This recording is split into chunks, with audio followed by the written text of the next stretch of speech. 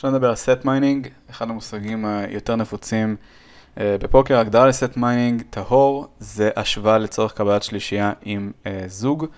אם לא קיבלנו סט, אז מבחינתנו היד ללא ערך, זאת אומרת אנחנו עושים את זה רק כדי לקבל סט.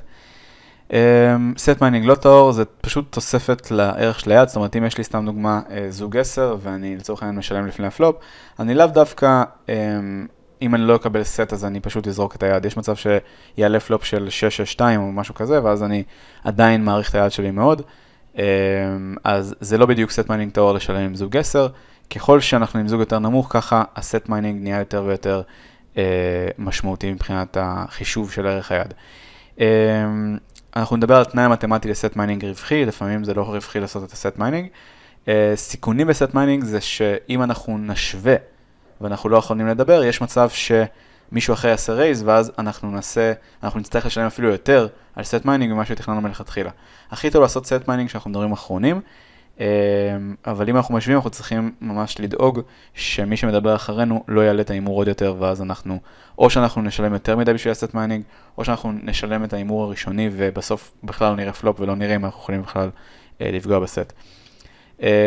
דבר נוסף שהוא בעייתי זה שלא תמיד ה-implied odds מספיק גבוהים כמו שאנחנו חושבים.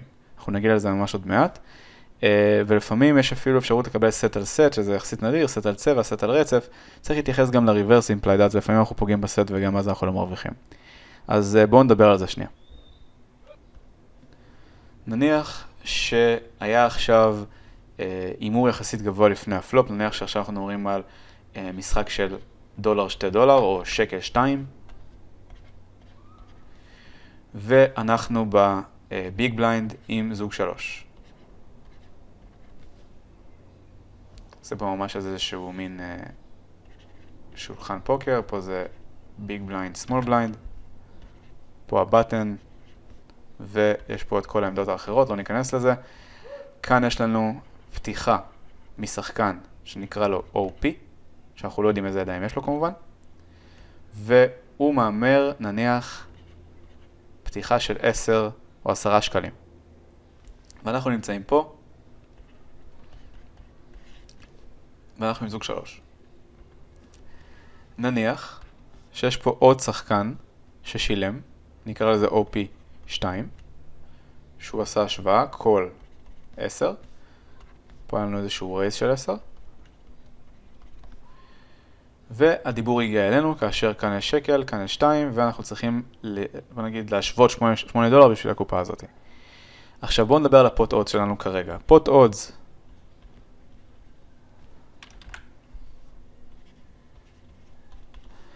אנחנו צריכים להכניס $8 כדי לקבל קופה של 2 ועוד 1, שזה הבליינדים, ועוד ה8 שלנו, ועוד ה10 של היריב הראשון ועוד ה10 של היריב השני.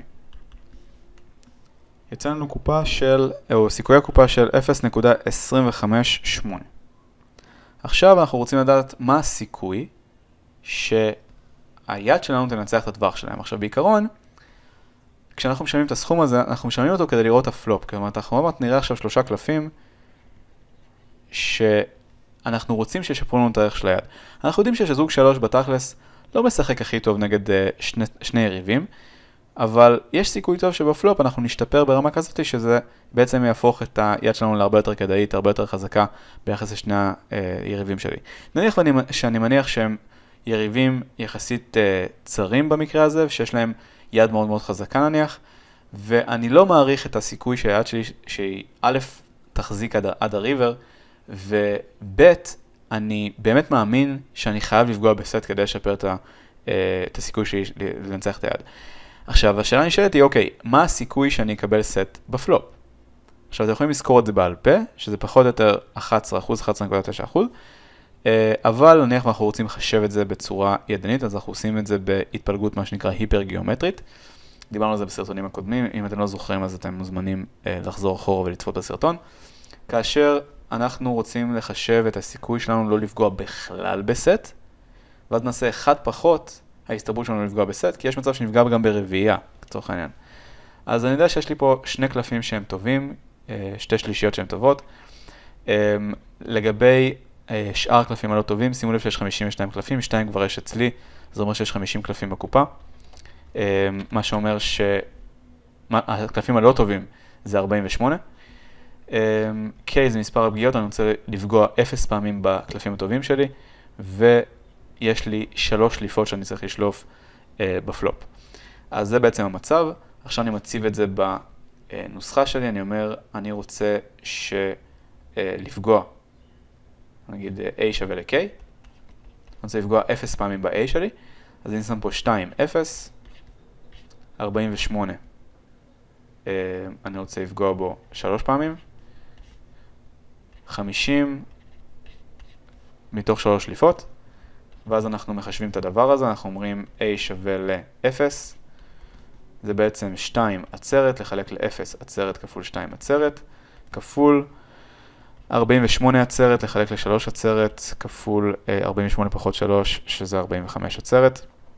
כל זה לחלק ל-50 עצרת, חלקי 3 עצרת, כפול 47 עצרת. 2 ו-2 מתבטל, כל הסיפור הזה עף הביתה. 48 עצרת אפשר לרשום את זה גם כ-45 עצרת כפול 46 כפול 47 כפול 48. 45 עצרת הולך הביתה. 3 עצרת זה כמו להגיד 1 כפול 2 כפול 3, שזה בעצם 6. 50 עצרת זה כמו להגיד 47 עצרת כפול 48 כפול 49 כפול 50. מכאן שאם אנחנו באים ומצמצמים את זה, שימו לב שהשלוש עצרת מצטמצם פה ופה, אז נשאר לי 46 כפול 47 כפול 48, לחלק ל-48, פה זה וזה מצטמצם, כפול 49 כפול 50, ופה זה נגמר. יוצא לי 0.8824, שזה אומר שאחד פחות הדבר הזה. זה ההסתברות שלי לפגוע בלפחות אחד מהשלישיות האלה שיש לי. נעשה פחות אחד. יוצא לי 11.75%. זה ההסתברות לפגוע בסט או יותר טוב. בואו נגיד בפלופ. אז אני עולה למעלה ואני אומר, אוקיי, ההסתברות שלי לקבל סט, בואו נגיד, נקרא לזה P, סט, או יותר טוב, שווה ל-0.1175.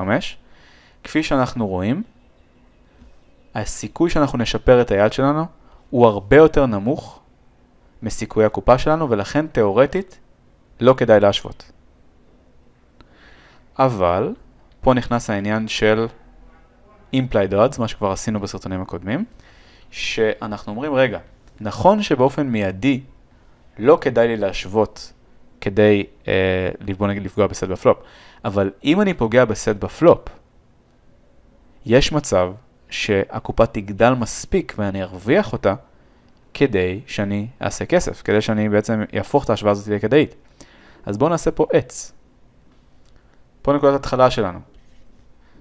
נתחלק לשני חלקים. או שאנחנו נפגע בסט שלנו שזה 0.1175, או שאנחנו לא נפגע בסט שלנו שזה 0.88.25. פה זה מה שנקרא hit, אני פוגע ביציאות שלי, ופה זה miss, אני מפספס את היציאות שלי.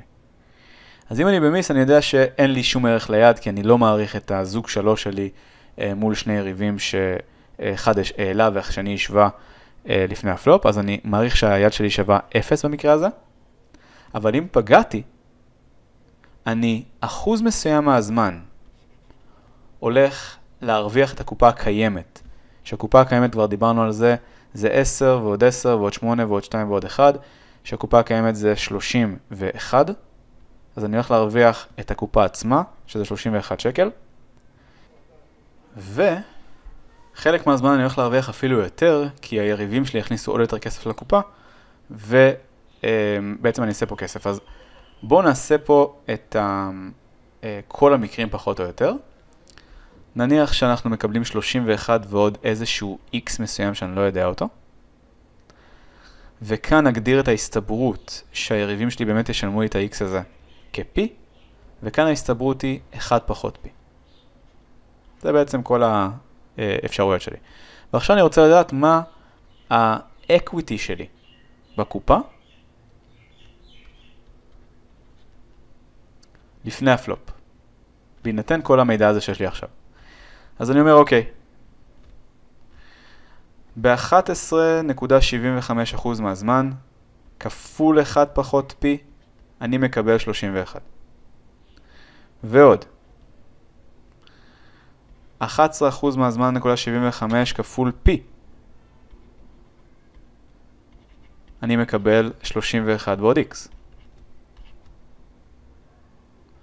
ואני רוצה שהדבר הזה, שהאקוויטי שלי בכסף, יהיה יותר גבוה מהתשלום המקורי שלי בפלופ, שזה 8. ועכשיו אני צריך להבין שחסר לי פה נתונים. אני צריך א' לדעת מה ה-X שלי, או מה ה-P שלי.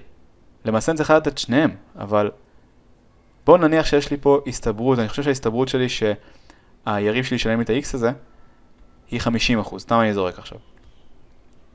אז בואו נשלים פה את האקוויטי. האקוויטי שלנו זה 0.1175 כפול 1 פחות חצי, שזה פשוט חצי, כפול 31, ועוד 0.1175 כפול 0.5 כפול 31 ועוד x.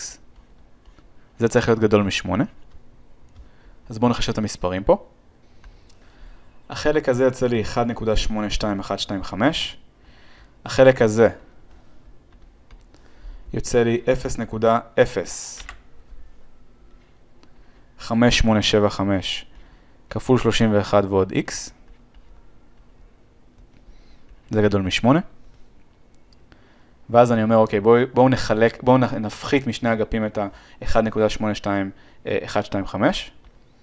ועכשיו נחלק בביטוי הזה.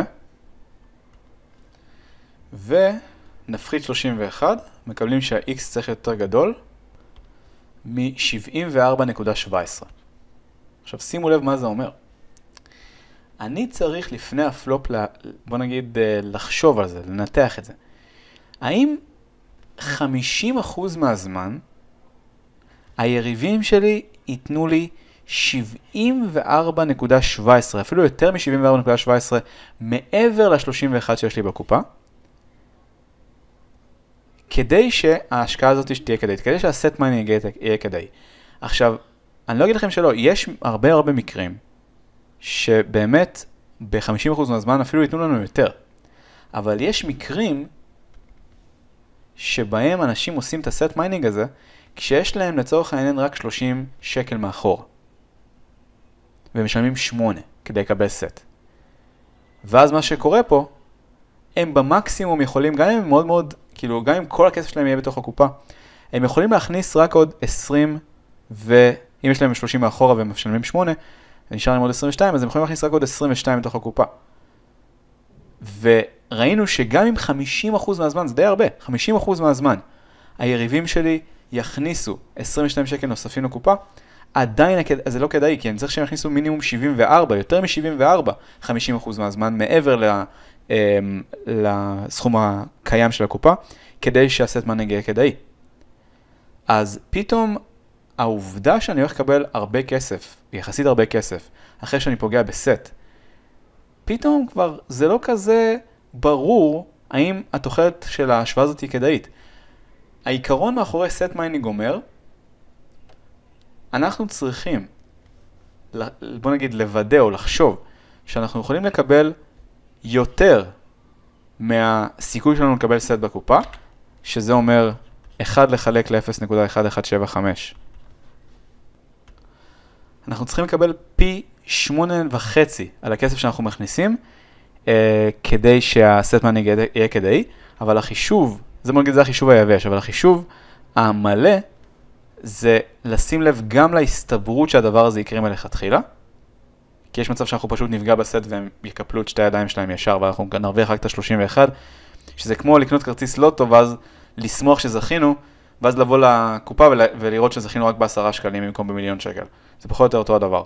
אז אנחנו צריכים לשים לב שיש גם הסתברות מסוימת שאנחנו צריכים לקחת אותה בחשבון שהיא לא 100%, שיכניסו עוד סכום כסף מסוים לקופה, והדבר השני זה כמה כסף הם יכניסו עודף לקופה, שהנוסחה הכללית זה בעצם מה שעשינו כאן. להכניס את ה-P'ים בצורה כזאת, להכניס את ה-X בצורה כזאת, ואז לראות את הקשר בין ה-P ל-X. אפשר גם לפתח את זה בצורה כזאת שאנחנו רואים בדיוק את ה-P מול ה-X בקטע של משוואה, כאילו כמה, נגיד 10P צריך להיות יותר גדול מ-3X או משהו כזה. אפשר ממש לפתח את זה בצורה כזאת, אבל בסופו של יום אנחנו צריכים לקבל רק אינדיקציה של למה אני צריך לשים לב ביד כדי לראות אם הסט מיינינג הוא כדאי או לא כדאי משמעותית. ובואו נגיד שהתנאי לסט מיינינג רווחי זה לשים לב שהסטאק האפקטיבי, זאת אומרת הכסף המקסימלי שאני יכול להרוויח ביד הזאת, הוא לפחות פי 8.5 מהסכום כסף שהכניסו לי לקופה. אם אני עכשיו צריך להשוות פה $8, אני פשוט אעשה 8 כפול 8.5, שזה יצא לי 68, שימו לב שזה בכיוון, באזור של ה-74 שעשינו מקודם, זה פחות או יותר בשכונה שלו, ובוא נגיד שאם אנחנו עושים את החישוב הזה שכפול 8.5, אנחנו מקבלים אינדיקציה פלוס מינוס לדעת אם הסט מיינינג שלנו חיובי, אבל כדי לעשות חישוב מלא, אנחנו צריכים לעשות את התהליך שעשינו כאן.